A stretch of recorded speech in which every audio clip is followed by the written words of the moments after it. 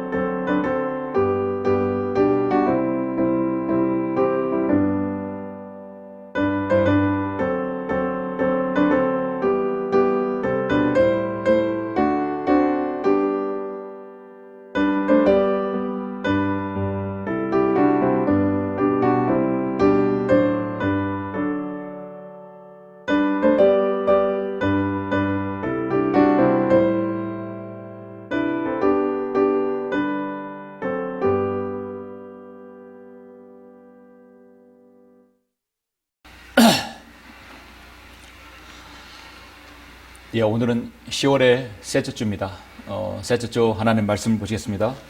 오늘 말씀은 베드로전서, 시작성경 베드로전서 4장 1절부터 3절까지 말씀입니다.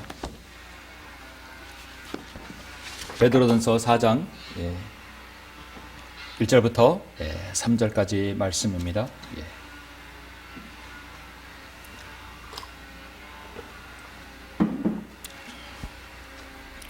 제가 봉독해 올리겠습니다.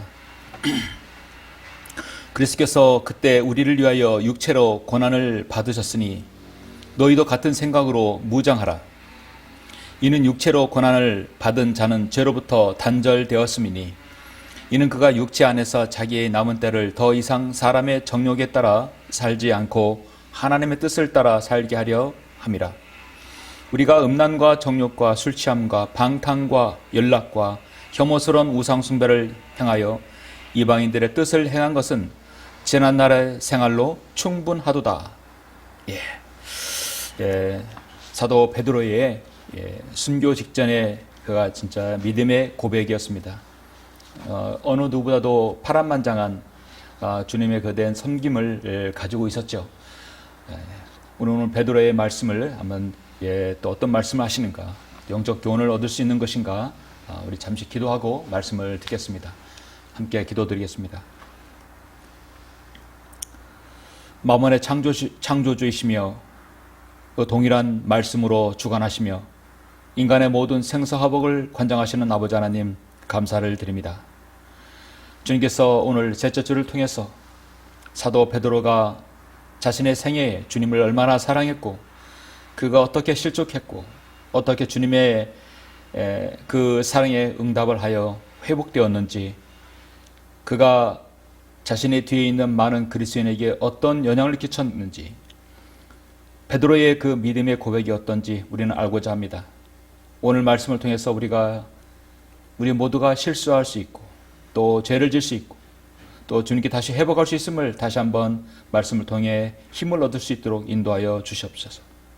그리고 이 말씀이 우리 자신에게 투영되어서 더 주님과 밀착되는 우리 모두가 될 수 있도록 주님께서 인도하여 주시길 원합니다. 설교의 시종을 주님께 온전히 의탁드립니다. 주님께서 막아주시고 악한 모든 생각과 마귀의 모든 일들을 주님 철저히 차단해 주시길 원합니다. 감사를 드리며 주 예수 그리스도의 이름으로 기도드렸습니다. 아멘. 오늘 말씀의 제목은 그리스도인의 사랑과 실족 그리고 회복입니다. 그리스도인의 사랑, 실족, 회복이라는 말씀으로 잠시 말씀을 전하겠습니다. 우리는 살아가면서 누구를 평가할 때 그 사람은 참 인간적이지 못해, 인간미가 없어, 그런 우리가 평가를 하기도 합니다. 사람이 사람다워야 사람이라는 그런 말도 하기도 하죠. 우리는 그 사람이 인간적이다라고 하면 보통 칭찬조로 그 이야기를 합니다. 다른 말로도 표현하면 그 사람은 실수도 하고 죄도 짓고 후회도 하고 다시 돌이킨다는 것이죠. 이것은 어떤 사람의 행동이 완벽하지 못하고 실수하는 모습을 우리는 보기 좋게 인간적이다라고 말합니다. 사람이 인간적이다 말하면 성경을 통해서 구분한다면 그것은 때론 육신적이다라고 표현할 수 있겠죠. 그러면 우리는 육신적이 아니라 영적으로 우리는 판단하고 말해야 됩니다. 그런 의미에서 정말 우리는 성경에서 대표적으로 구약의 모세, 신약의 바로 베드로는 성경에 등장하는 모든 인물 중에 가장 인간적이다. 정말 사람 냄새가 나는 그런 사람이라고 할 수 있습니다. 우리는 오늘 모세 말고 바로 베드로를 집중적으로 한번 성경을 통해서 조명하고자 합니다. 하나님께서는 모세와 베드로가 성경을 통해서 그 저지른 실수들에 대해서 열거를 합니다. 그건 모든 사람이, 우리 모두가 그렇게 될 수 있기 때문입니다.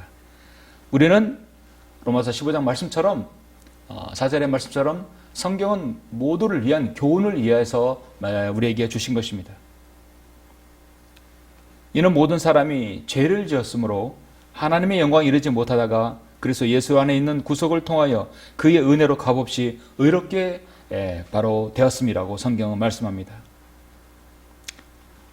하나님께로부터 가장 사랑을 많이 받은 사람 중에 한 명, 바로 주님이십니다. 바로 베드로입니다.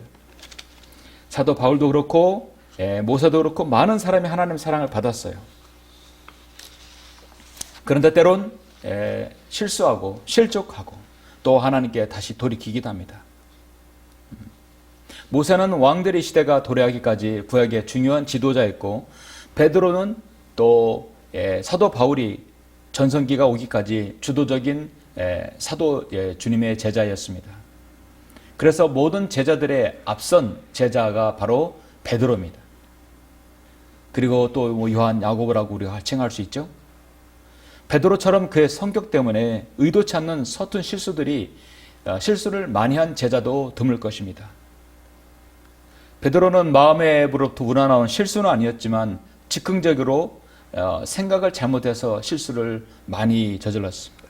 좌충우돌하는 그의 모습은 때론 인간적이다 할 수 있으나 하나님 편에 보실 때는 때론 그것이 바로 실족하는 계기가 되었습니다.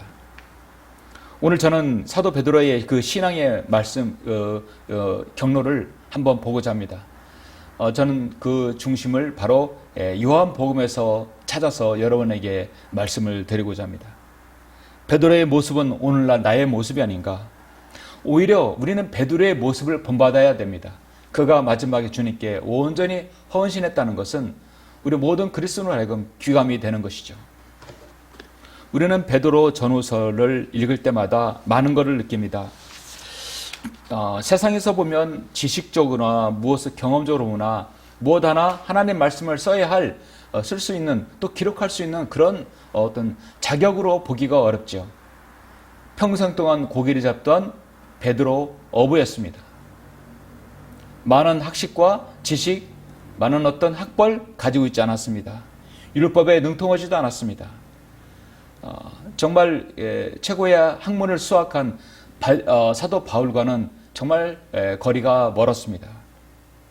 그런 베드로가 이렇게 베드로 전후서의 아름다운 문체를 이렇게 귀한 말씀을 적을 수 있다는 것은 그가 주님으로부터 얼마나 사로잡힘을 받았는가 우리는 알 수 있습니다.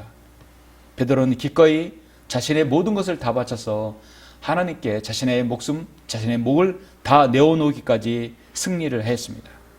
그래서 베드로 전서 후서는 자신이 달려갈 길을 다 마쳤다는 사도 바울의 고백처럼 그도 자신의 모든 것을 달려갈 길을 다 갔던 사람입니다. 아시다시피 사도행전에서 베드로는 이방인에게 복음을 문 포문을 열었습니다.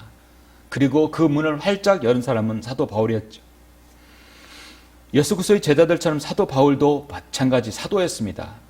사도 어퍼스는 헬라어로 아포스톨로스라고 일명 우리가 봤을 때는 보냄을 받은 자라는 뜻입니다. 사도 바울도 주님의 부르심을 받아서 보냄을 받았고 베드로도 마찬가지 복음을 통해 보냄을 받았습니다. 부르심을 받았고 보냄을 받았습니다.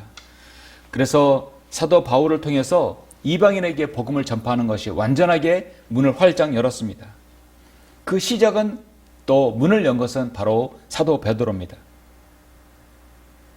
사도행전 22장에서 가라 내가 너를 멀리 떨어져 있는 이방인들에게 보낼 것이라. 이때부터 사도 베드로는 또 사도 바울은 복음을 전파하는 일에 일생을 바쳤습니다. 하나님의 부르심은 참으로 다양합니다. 하나님께서는 정확하게 최고의 학벌과 최고의 어떤 가문에서만 하나님께서 선택하시는 것은 전혀 아닙니다. 지금까지 하나님께서 쓰신 많은 사람들은 그런 데 쓰지 않았습니다. 때론 하나님께서 감옥에서, 세상의 오락장에서, 비행기에서, 운전하는 운전수에서, 정비사에서, 평범한 직장인에서, 구두수선한 사람에게서, 땜쟁이에게서, 야구선수에게서, 변호사에게서, 그리고 배우지 못한 직업 어부들도 하나님께서 주님은 부르셨습니다. 디엘 무드는 구두수선하였고, 존 버녀는 땜쟁이였죠. 빌리 선데이는 야구 선수였죠. 찰스 피니는 변호사였습니다. 오락장에서 피터 러크만은 그렇게 또 드럼을 치는 자였습니다. 이렇게 하나님께서는 평범한 자기 일에 몰두한 사람을 하나님께서 들어서 쓰십니다. 성경에서 사도 베드로가 처음 나오는 부분은 바로 어부였던 베드로를 주님께서 부르시는 장면입니다. 마태복음 4장 18절에 보면 예수께서 갈릴리 해변을 걸어가시다가 두 형제를 보셨는데 베드로라는 시몬과 그 형제 안드레라 그물을 바다에 던지고 있었으니 이는 그들이 어부임이라 말씀합니다. 그들은 직업 어부였습니다. 평생 동안 책과 지식의 거리가 멀었고 물고기만 잡았습니다. 그러나 주님께서 그들을 쓰시고자 그를 부르셨던 것입니다. 우리 주님의 부르심에는 그래서 후회가 없습니다.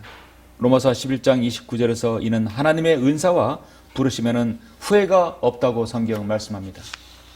하나님 부르심은 그가 어떻게 세상에서 어떤 일을 하였는가 중요하지 않습니다. 토기쟁이가 그릇을 구별하듯이 창조자 하나님께서 인간의 그 그릇됨을 이미 알고 있는 것입니다. 하나님께서 베드로를 부르신 이유는 무엇일까요?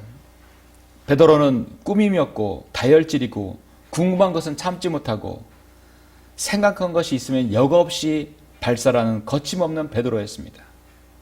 그러나 그에게는 꾸밈이 없다는 것이죠. 한번 사랑하면 끝까지 사랑해야 하는 정말 배반하지 않는 그런 성격으로 주님은 보았습니다. 물론 중간에 베드로는 주님을 배반하였지만요.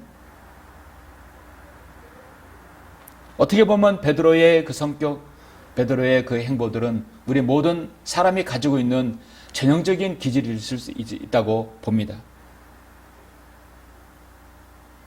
하나님께서는 모든 사람에게 믿을 수 있는 의지를 주셨지만 그가 그 의지를 사용하느냐는 그의 생애에 자신에게 달려 있습니다. 그 사람에게 결정되어집니다. 오늘 우리는 베드로가 주님을 어떻게 사랑했고 또 그가 어떻게 주님 앞에서 실족하였는지 다시 회복하였는지 여러분에게 말씀을 드리겠습니다. 그래서 이 부분은 세 가지로 말씀을 드릴 수 있을 것 같아요. 첫 번째, 베드로가 주님을 사랑한처럼 우리도 주님을 진심으로 사랑해야 한다는 것이죠. 그리고 베드로가 실족하였던 것처럼 우리도 때론 실족할 수 있다. 베드로가 다시 회복하였듯이 우리도 다시 회복할 수 있다는 것입니다. 어떻게 보면 전형적인 모든 사람이 갖고 있는 그 신앙의 여정이라고도 할 수 있습니다. 물론 중간에 실족하지 않고 한번 사랑하면 끝까지 주님 앞에 모든 것을 헌신하는 그리스도인도 있겠지요. 그러나 매우 드뭅니다. 첫 번째, 베드로는 주님을 정말 사랑했습니다. 마찬가지로 우리도 진심으로 주님을 사랑해야 합니다. 저는 오늘 베드로의 그 행보들을 요한복음을 통해서 한번 여러분에게 보여드리고 시작합니다. 요한복음 13장 4절부터 11절 잠깐 보시겠습니다.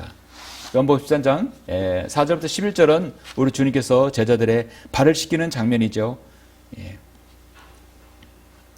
저녁 식탁에 일어나시어 요한복음 13장 바로 6월절 전이죠. 옷을 벗어 한쪽에 놓고 수건을 가지고 허리에 두르시더라. 5절 보시면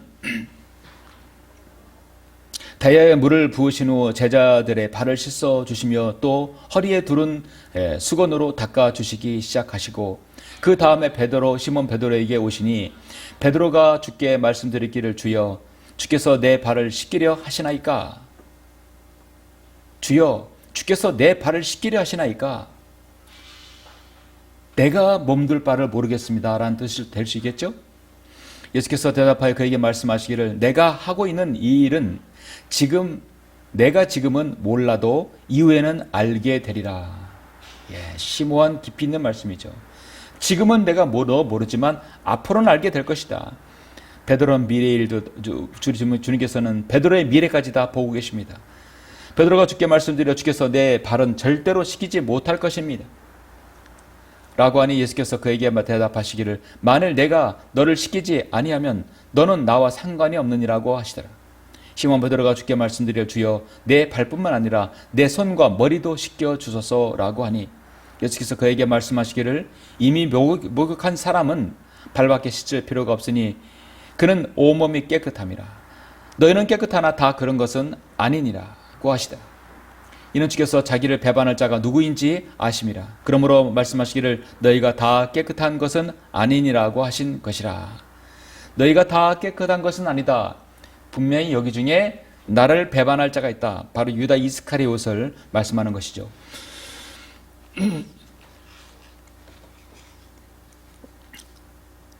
자, 주님께서는 요한복음 오늘 13장 6절에서 시몬 베드로에게 오셔서 베드로가 주님께서 이렇게 돌아가면서 발을 씻겨주는 장면을 보고 주님께 말씀하시는 것은 주여 주께서 내 발을 씻기려 하시나이까. 발을 씻는 것은 종이 주인에게 향한 정말 즉한 섬김의 일입니다. 그 일 자체는 참으로 천한 일이지만 분명한 섬김의 어떤 한 행동이죠. 섬김이 없다면 발을 씻길 수가 없습니다. 발은 우리가 걸어 다닐 때 가장 먼지라든지 기타 여러 가지 불순물이 묻는 가장 기본적인 부분이에요. 어떻게 주님께서 내 옆에 앉으셔서 이렇게 더러운 발을 씻기십니까? 오히려 제가 주님께 씻겨드려야 되지 않겠습니까? 이 베드로의 말입니다. 그러나 주님께서는 그것이 앞으로 너도 누군가를 섬겨야 될 것이라고 말씀하고 있는 예견의 말씀입니다. 내가 하고 있는 이 일을 내가 지금은 몰라도 이후에는 알게 되리라고 주님께서 말씀하십니다. 베드로는 이 점을 나중에 알게 될 것입니다. 베드로가 주님께 섬김을 받듯이 자신 또한 형제들을 섬겨야 한다는 교훈을 지금 배우 베드로는 알고 있는 것이죠. 그래서 주님께서 14절 15절 이렇게 말씀하시는 거죠. 내가 너희 주와 선생으로 너희 발을 씻겼으니 너희도 서로의 발을 씻겨주는 것이 마땅하니라. 내가 너희에게 한 본을 보였으니 내가 너희에게 행한 대로 너희도 행하여야 하리라 했어요. 언젠가 너희도 주님을 내가 너희를 섬겼듯이 너희도 누군가를 섬겨야 할 것이라고 했습니다. 섬기는 것은 아주 수고가 따릅니다. 발을 씻겨야 되는 것이죠. 그래서 요한복음 21장에서 주님께서는 3번이나 베드로에게 내 양머리를 치라. 하나님의 양머리를 치라고 말씀하시는 거죠. 우리는 깨달아야 할 교훈을 분명히 얻고 있습니다. 베드로가 주님께 주여 내 발뿐만 아니라 손과 머리도 씻겨 주소서. 그러나 주님은 이미 목욕한 사람은 발밖에 씻을 필요가 없다고 주님은 말씀해요. 내 온몸은 깨끗하다고 말씀하고 있습니다. 이 말씀은 우리 그리스도인이 한번 구원받으면 그 구원에 대한 영원한 보장을 말씀하고 있고 또 자백에 대해서 통틀어 주님께서 말씀하는 장면입니다. 하나님의 어린 양의 보혈로 우리가 죄를 씻음 받았고 구원받았다면 그 구원받은 것은 영원한 것입니다. 우리는 어린 양의 보혈로 씻겨졌습니다. 여러분 믿으시죠? 그리스도의 보혈로 한번 씻겨졌다면 우리는 머리부터 발끝까지 다 씻겨진 것입니다. 구원을 2번 받는 것은 아닙니다. 한 번 받으면 더 이상 필요 없습니다. 한 번 받으면 구원의 영원한 보장이 되는 것입니다. 이것은 구약에서 모세가 반석을 쳐서 물이 나오게 하는 사건으로 우리는 알 수 있습니다. 모세가 약속 땅에 들어가지 못한 이유가 무엇입니까? 단번 속죄를 이루신 예수 그리스도를 예표하는 반석을 다시 칠 필요가 없는 것인데 또 반석을 쳤기 때문입니다. 주님께서는 반석에 대해 말하라겠지 치라고 하지 않았어요. 2번째는. 그런데 모세는 그 반석을 2번이나 쳤던 것입니다. 그것은 명백히 예수 그리스도의 십자가의 구속의 사역을 또다시 해야 하는 것을 예표를 거스르기 때문에 절대로 안 되는 것이었습니다. 한번 구원받으면 그 구원은 영원히 보장되지만 또 죄를 지으면 자백하면 돌아올 수 있다는 것이죠. 회복하라는 것입니다. 그래서 우리는 구원받은 이후에 우리가 지은 죄에 대해서 주님께 자백하면 주님께서 보혈의 근거로 인해서 우리는 용서받을 수 있어요. 우리가 우리 죄들을 자백하면 그는 신실하시고 의로우셔서 우리 죄들을 용서하시며 모든 불의에서 우리를 깨끗하게 하신다고 성경은 말씀합니다.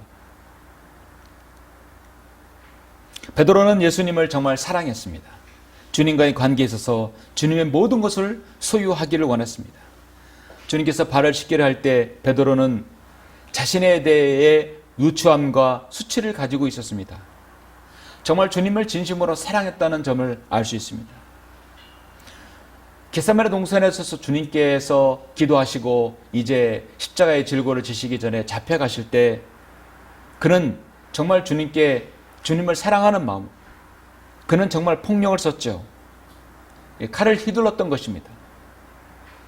잠시 후에 말씀드리겠지만 주님을 정말 사랑했기 때문입니다. 주님을 사랑하는 방법과 열정적인 것은 알고 있지만 그 방법에 있어서 폭력은 절대로 안 된다는 것을 주님은 또 일깨워 주셨죠. 마태복음 16장 16절에서 시몬 베드로가 대답하여 말씀드리기를 주는 그리스도 곧 살아계신 하나님의 아들이시니이다. 정말 주님을 사랑했기 때문에 이런 고백이 나오는 것입니다.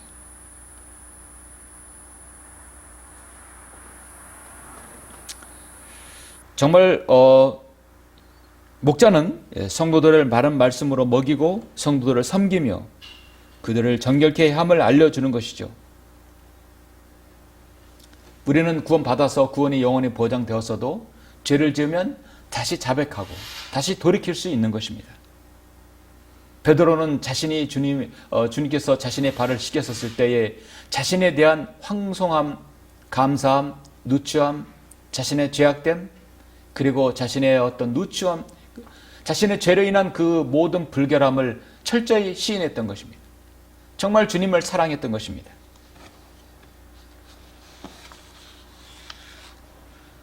그래서 주님께서 너희가 이런 일을 알고 그것들을 나중에 행하면 복이 있느니라고 17절에서 말씀하고 있죠. 베드로는 주님을 사랑했고 또 때론 그렇게 주님을 배반하는 또 실족함에 빠지기도 했던 것입니다. 자, 이제 시간이 흘러서 주님께서 네 번째 유월절에 자신이 직접 어린 양의 보혈로서 어린 양의 십자가의 희생을 제할 때가 다가왔습니다. 네 번째 유월절의 어린 양은 주님께서 하나님의 어린 양으로 자신이 대신 하나님 어린 양이 되어주신 것이죠. 요한복음 18장 1절부터 11절 잠깐 보시면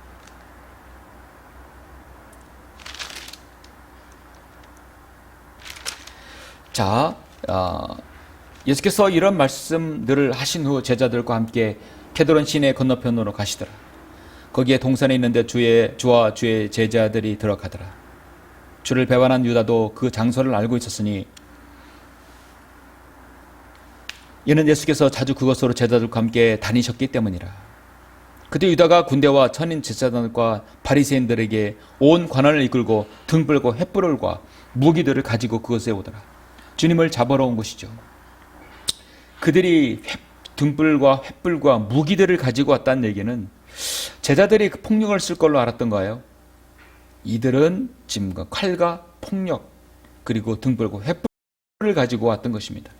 그러므로 예수께서 자기에게 다가올 모든 일을 아시고 나가시어 그들에게 말씀하시기를 너희가 누구를 찾느냐고 하시니 그들의 나사렛 예수라고 주께 대답하니 예수께서 그들에게 말씀하시기를 내가 그니라고 하시더라. 주를 배반한 유다도 그들과 함께 서 있더라. 주께서 내가 그의 그니라 말씀하시자 그들이 뒤로 물러서서 땅에 엎드리더라. 그때 주께서 그들에게 다시 물으시기를 너희가 누구를 찾느냐고 하시니 그들이 말하기를 나사렛 예수라고 하더라. 예수께서 대답하시기를 내가 그니라고 내가 이 사람들은 자기들의 길을 가게 하라고 하시니 이는 그가 말씀하신 바 아버지께서 내게 주신 자들을 내가 하나도 잃어버리지 아니하였나이다 라는 말씀이 이루어지게 합니다. 그때 시몬 베드로가 칼을 빼어 대제사장의 종을 쳐서 그의 오른쪽 귀를 잘라버리더라. 그 종의 이름은 말코더라. 근데 주님께서 이거를 바로 집어서 바로 붙여주셨죠. 생명을 관장하시는 하나님께서 창조 하나님께서만이 할 수 있는 것이죠. 그렇게 주님을 사랑하는 베드로는 지금 칼을 빼들었다는 거죠. 어떻게 그는 칼을 준비했는지는 몰라요. 그러나 분명한 것은 대제사장의 종을 칼을 들었을 것입니다. 들어서 귀를 잘랐습니다. 사실 주님부터 받은 그 많은 것들 3년 반 동안에 주님을 따라서 수행했던 그 제자의 역할 너무나 맞질 않죠? 주님을 잡으러 온 그 종의 이름을, 종의 길을 그냥 칼로 잘라버렸다는 것은 그건 엄청난 폭력입니다. 그러자 예수께서 그의 베드로에게 말씀하시기를 내 칼을 칼집에 꽂으라. 내 아버지께서 내게 주시는 잔을 내가 마시지 아니하겠느냐. 주님께서 십자가의 질고를 지시러 오셨고 또 고난의 가시관을 쓰러 이 땅에 오신 것입니다. 그것이 있어야 바로 영광의 면류관, 왕의 면류관을 쓰기 때문입니다. 이 요한복음 18장에서 베드로에게 심리적인 문제가 상당히 생기는 것이죠. 그는 주님을 위해서 싸우라고 하면 끝까지 싸울 수 있는 태세를 갖췄습니다. 그리고 가장 먼저 칼을 빼들은 사람이 바로 베드로였습니다. 주님께서는 분명히 고린도후서 우리의 전쟁 무기는 육신적인 게 아니라고 분명히 말씀하고 있습니다. 주님을 너무도 사랑했던 베드로가 주님을 사랑하는 방법이 바로 이것이었습니다. 그는 겁쟁이는 아니었습니다. 칼을 거두러 가신 주님께 정말 그는 어떻게 할 수가 없었습니다. 베드로는 혼란이 있어 생겼습니다. 칼이 없는 사람은 자기의 겉옷을 팔아서라도 살찐이라고 주님께서 누가복음 22장에서 36절에서 말씀을 하신 것에 대해서 그는 혼란을 느꼈던 것입니다. 대제사장과 서기관들, 종교 지도자들이 주님을 잡으러 왔을 때 주님은 안 된다고, 내가 대신 잡혀가겠다고, 주님이 잡혀가는 한 나도 잡아가라고, 나를 잡아가라고 내가 잡혀가겠다고 베드로는 그렇게 하지 않았습니다. 베드로 엄격결에 대제사장의 관저에 들어갔긴 했지만 베드로가 자청해서 대신 주님께 잡히겠다고 하지는 않았습니다. 베드로는 이때부터 심경이 복잡하게 흘러갑니다. 주님을 향한 뜨거운 열정과 사랑이 육신적으로 변해서 칼을 빼들었고요. 그리고 곧 그것이 자기 방어 또 자기 변명, 결국 주님을 부인하기까지 합니다. 요한복음 18장 15절부터 그 이후에 18절까지 잠깐 보시겠습니다. 그때 15절 18장 15절 시몬 베드로가 예수를 따라갔고 다른 제자도 따라갔더라. 그 제자는 대제사장과 아는 사이므로 예수와 함께 대제사장의 관저로 들어가니라. 그러나 베드로는 문 밖에 서 있더라. 그때 대제사장과 아는 사이인 다른 제자가 나와서 문을 지키는 여자에게 말하여 베드로를 데리고 들어오더라. 문 밖에 서 있었지만 이제 베드로도 들어오게 되었죠.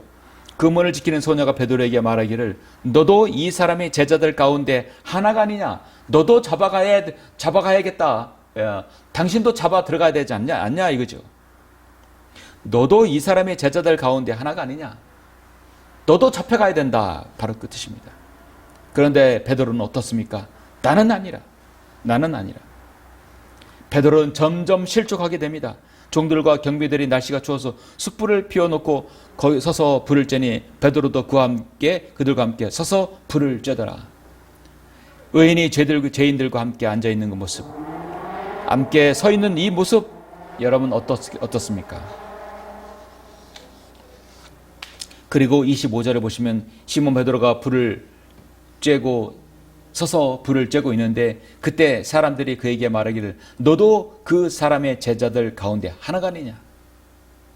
그가 부인하며 말하기를 나는 아니라. 대제사장의 종 가운데 하나는 베드로가 길을 잘랐던 자의 친척이라. 여기서 만났네요. 그 말코의 친척이 있죠. 분명히 맞죠.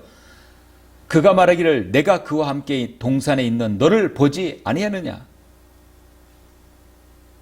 분명히 말코의 길을 잘라버린 그는 지금 여기서 추궁을 받는 것입니다.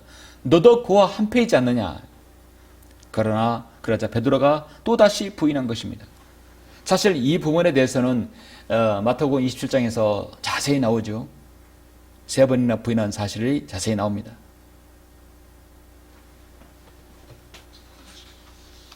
베드로가 주님을 3번째 부인할 때는 아예 저주하며 맹세했다고 마태복음 26장에서 말씀합니다. 베드로가 예초부터 이 그릇된 잘못된 무리와 함께 서 있었기 때문입니다. 베드로도 세상의 죄인들처럼 입을 함부로 말했습니다.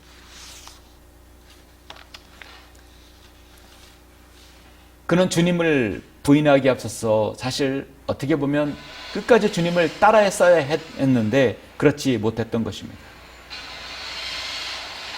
주님께서 닭이 울기 전에 나를 3번 부인하라는 말씀을 그대로 베드로는 그대로 실행했습니다. 닭이 울던 바로 그때 주님의 눈이 베드로의 눈과 분명히 마주쳤다고 누가복음 22장 62절에 말씀하고 있죠. 그래서 베드로의 그 생각과 그 모습은 어떻습니까? 내가 부인한 주님이 나를 쳐다봤을 때 베드로의 그 생각, 베드로의 상태에 어떻습니까? 내가 주님과 함께 죽을지언정 주님은 결코 부인하지 않겠다고 그렇게 호언장담했고, 주님은 절대로 십자가에 못 박혀서는 아닌데 옵니다라고 말했던 베드로가 주님을 3번이나 부인했고 철저히 그는 실족해 버렸습니다. 결국은 제자의 자격까지 상실했던 것입니다. 그는 마귀의 퀴즈를 피할 수 없었고 그 뒤에 일어난 일은 모두 우리가 너무나 잘 알고 있습니다. 요나는 주님께 부름받아서 구약의 아시리아 니느웨에 여러분 어떻습니까? 그곳에 가서 복음을 전하라. 그리고 그 민족을 구원케 하라. 요나는 싫었습니다. 요나는 하나님 말씀에 거절했어요. 그는 다시스로 가는 배를 타고 요바로 내려가서 바다에 내려가고 바다에 내려서 배 타고 배 밑에 내려가서 결국 지옥의 바로 심장까지 땅의 심장까지 갔다 온 사람입니다. 나중에 돌아와서 회복되었고 나중에 아시리아의 구원을 얻고 그 적국 자신의 고향을 자신의 고국을 무너뜨린 그 아시리아의 수도에 가서 복음을 전했던 것이죠. 그래서 12만 명이나 되는 사람을 주님께로 인도했던 것입니다. 베드로는 주님을 사랑했고 또 지금 주님을 배반했던 것입니다. 그리스도의 사랑, 실족, 회복. 우리 주님의 성도는 베드로처럼 회복할 수 있습니다. 베드로는 회복하였습니다. 계속해서 여러분 요한복음 21장을 보시겠습니다. 21장 1절부터 4절을 보시면 주님께서는 이미 십자가에 달려 죽으시고 또 이제 3일 후에 부활하신 상태입니다. 아직 제자들은 주님을 보지 못했던 것입니다. 그런 사이에 그들은 주님이 부활하실 거라는 것을 믿고 사람들에게 주님의 부활을 알리고 선포해야함에도 불구하고 그들은 다시 과거의 고기를 잡으러 갔던 것이죠. 요한복음 21장 1절로 4절 보시면 이런 일들 후 예수께서 티베라 바닷가에서 다시 제자들에게 자신을 보이시니 이런 모양으로 보이시더라.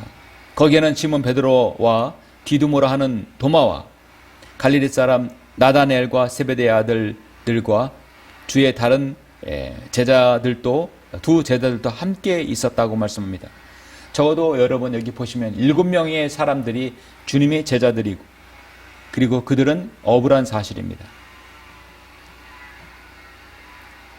주님의 제자의 바로 지금 50% 이상이 지금 다시 과거의 일들로 돌아갔다는 사실입니다. 시몬 베드로가 그들에게 말하기를 나는 고기 잡으러 가노라 하니 그들이 그에게 말하기를 우리도 너와 함께 가겠노라 하고 나가서 즉시 배에 오르니라. 그들은 그날 밤 아무것도 잡지 못하더라. 나도 가겠다. 고기 잡으러 간다는 것이죠.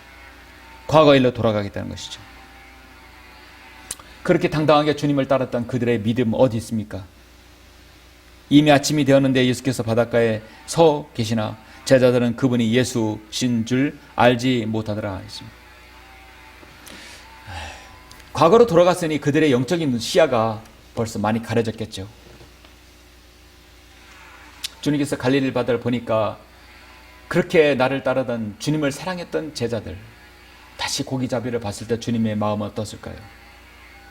그래도 주님은 자비로우셔서 그들이 하고 있는 일을 도우셨던 것입니다. 아무것도 잡지 못한 그들에게 배 오른쪽에 그물을 내리라고 주님은 하셨고 엄청나게 많은 물고기들을 잡았죠. 이제 우리는 요한복음 21장에서 베드로의 회복을 우리가 읽을 수 있습니다. 그 회복은 바로 베드로와의 대면, 바로 질문입니다. 요한복음 21장 여러분 바로 15절부터 보시면 그리하여 그들이 식사를 끝마쳤을 때 주님은 그들에게 생선을 또 구워 주셨죠. 예, 빵과 생선을 그들에게 주셨습니다. 자, 시몬 베드로에게 말씀하시기를 요나의 아들 시몬아, 내가 이 사람들보다 나를 더 사랑하느냐? 주님께서 베드로가 3번 부인하자 베드로도 3번 지금 질문을 받습니다. 내가 나를 더 사랑하느냐? 이 사람들보다 나를 더 사랑하느냐? 너의 사랑은 지금도 여전하느냐? 주여 그러하옵니다. 주께서는 내가 주를 사랑하는 줄 아시나이다 라고 하니 주께서 말씀하시를 내 어린 양들을 먹이라. 내가 과거에 내가 너희들의 발을 씻겨주듯이 너희도 누군가의 이제 발을 씻겨야 될 것이다. 섬겨라는 것이죠. 나의 아들 시몬아, 나의 아들 시몬아, 내가 나를 사랑하느냐? 이 사람들보다란 말을 주님께서 이번에는 빼주셨습니다. 처음에는 이 사람들보다를 넣었지만 두 번째는 이 사람들보다를 뺀 의미는 무엇일까요? 여러분 그 의미를 한번 깊이 생각해 보시기를 바랍니다. 베드로가 주님의 제자로 다시 회복하려면 주님의 이 3가지 질문을 반드시 받아야 됩니다. 베드로가 주님을 3번 부인했기 때문에 주님도 베드로에게 내가 너를 사랑하느냐고 3번 물으십니다. 17절 3번째 그에게 말씀하시기를 요나의 아들 시몬아, 내가 나를 사랑하느냐고 하시니라. 주께서 그에게 3번이나 내가 나를 사랑하냐고 하시니 베드로가 그때서 이제 상심하더라. 여러분 베드로의 상심이 어떻습니까? 얼마나 그에게 찔림을 주십니까? 내 양들을 먹이라. 내가 너에게 맡겨준 양들을 너는 목양을 하라는 뜻이죠. 그래서 사도 베드로는 장로 베드로라고 말씀하고 있습니다. 그 장로라는 얘기는요, 바로 감독, 목사, 장로 같은 말입니다. 섬기는 자입니다. 설교자입니다. 교회의 인도자입니다. 베드로 역시 이 세상에 있는 모든 참으로 사역자, 설교자들에게 양무리를 그 인도하라는 말씀인 것이죠.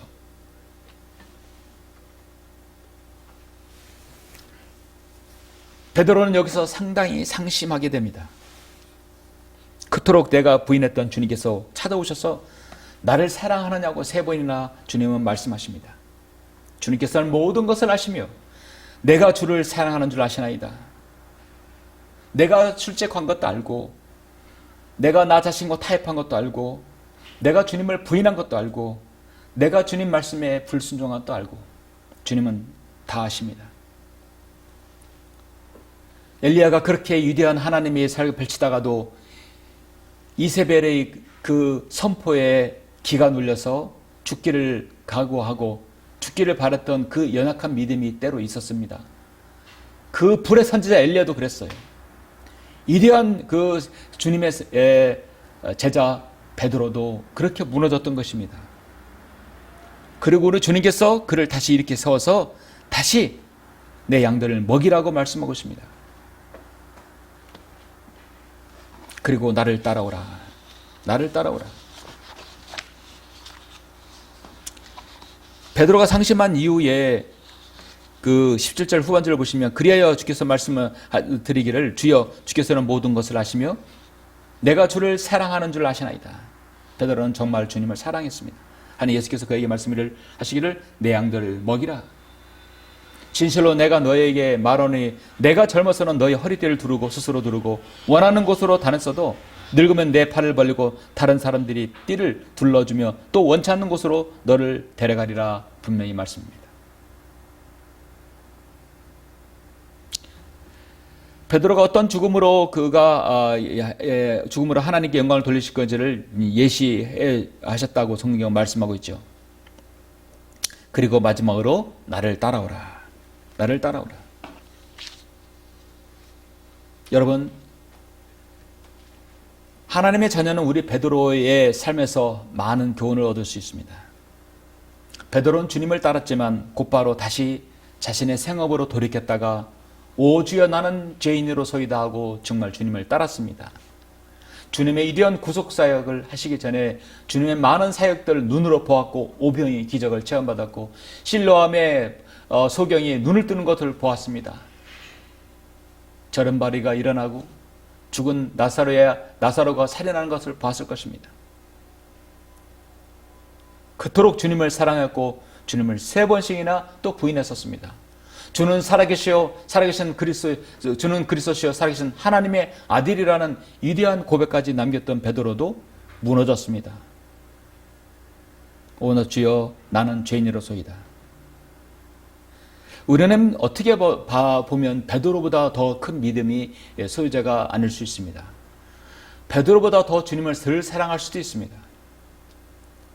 어쨌든 베드로보다 더 훌륭한 좋은 일들, 훌륭한 사역자들, 훌륭한 믿음의 소유자 더 많이 사랑할 수도 있습니다. 그러나 베드로처럼 무너질 수도 있다는 것이죠. 그래서 우리는 주님을 사랑하는 것에만 것만으로도 충분하지 않습니다. 우리가 이 사랑하고 화평하고 친절함도 마귀가 공격하면 무너질 수 있다는 것이죠. 그래서 하나님의 말씀에 기초한 지식이 우리에게 든든한 뼈대가 되어야 됩니다. 우리가 그 지식으로 잘 준비해서 지식으로 무장해야 되는 것이죠.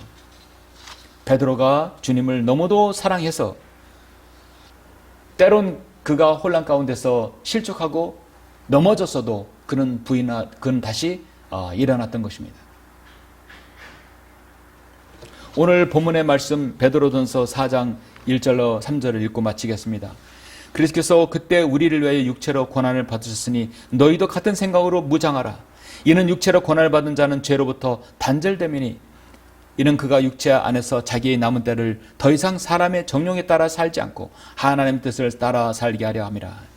우리가 음란과 정욕과 술 취함과 방탕과 연락과 혐오스러운 우상 숭배를 행하여 이방인들의 뜻을 행한 것은 지난날의 생활로 충분하도다. 지난날의 생활로 충분하도다. 사도 베드로는 그렇게 주님을 잘 따랐지만 때론 부인하고 실족하기도 했었어요. 그러나 주님은 베드로를 포기하지 않았습니다. 베드로도 다시 회복했습니다. 누구는 이 땅에서 주님을 섬기다 보면 우리도 죄인이고 우리도 베드로처럼 주님을 사랑했고 또 우리가 여러분 실족할 계기를 얻어서 또 실족할 수 있습니다. 그 나의 욕심, 탐욕, 또 나의 자랑, 또 나의 본연의 근본적으로 죄성 가운데서 그럴 수 있습니다. 그러나 오늘 베드로처럼 다시 회복해서 내 양들을 먹이라 해서 순종한 것처럼 우리도 주님을 말씀처럼 회복해서 주님을 섬기고 또 말씀으로 주님을 우리가 잘 무장해야 됩니다. 여러분 그렇게 되시길 간절히 바랍니다. 기도하시겠습니다. 위대하신 아버지 하나님 감사를 드립니다. 베드로는 정말 주님께 사랑받은 제자였습니다. 베드로 또한 주님을 사랑했고 그러나 그는 때론 무너졌습니다. 육신적인 일들로 주님께 책망을 받았습니다. 3번이나 부인했지만 그는 다시 3번이나 주님을 사랑한다는 고백으로 그는 자리에 다시 이치를 찾았습니다. 이 땅의 모든 사람들, 우리 자신을 스스로 한번 돌이켜보면 우리도 실수 많고 죄 많고 허물 많은 사람들입니다. 늘 넘어지기 쉽습니다. 아버지 하나님, 우리가 육신의 몸을 입고 있는 동안에 우리가 무너지고 실족하고 우리가 때론 쓰러지더라도 우리가 포기하지 아니하고 주님께서 우리를 사랑하시는 줄 알고 다시 일어서고 다시 회복되는 우리 성도들이 될 수 있도록 인도하여 주시옵소서. 주 예수 그리스도의 이름으로 기도드렸습니다. 아멘. 영광을 주께 찬송가 261장입니다.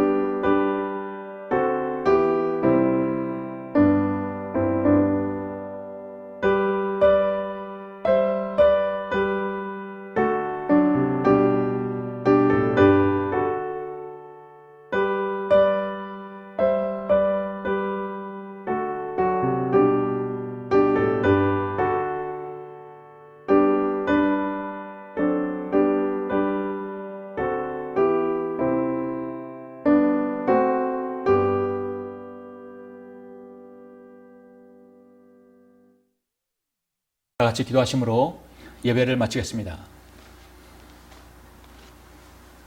우리를 사랑하시는 아버지 하나님, 감사를 드립니다. 오늘 베드로는 우리의 믿음 생활에 많은 교훈을 주고 있습니다. 하나님 말씀을 통하여, 우리는 요한복음을 통하여 베드로가 주님을 얼마나 사랑했고, 그가 얼마나 육신적인 일들로나 주님을 실망시켰고, 그가 실족하여서 주님을 배반하였고, 다시금 주님을 그는 시인하여서 그 제자의 위치를 회복하였습니다. 우리도 누구나 주님을 사랑한다 고백하고 때론 실족할 계기를 우리는 얻습니다. 그리고 다시금 우리는 회복합니다. 어쩌면 이것이 바로 우리의 모든 본연의 인생일 줄 모릅니다. 그러나 주님 앞에 믿음을 고백한 후 실족하여 그대로 떨어지는 것이 아니라 다시금 반드시 믿음을 회복하여 주님 앞에 서는 우리 모두가 될 수 있도록 인도하여 주시옵소서. 혐오스러운 우상숭배와 세상의 모든 제도로 모든 짓는 것은 재난날의 생활로 충분하도다가 성경은 말씀하고 있습니다. 이제금 주님은 재난날을 보지 않으시고 이제 주님께서 흘리신 그 보혈의 공로로 다 씻겨주시고 지금부터 주님 앞에 바로 서기를 원합니다. 그래야 주님 오시기 그날까지 신실한 믿음으로 주님을 섬길 수 있도록 인도하여 주시옵소서. 주 예수 그리스도 이름으로 기도드렸습니다. 아멘.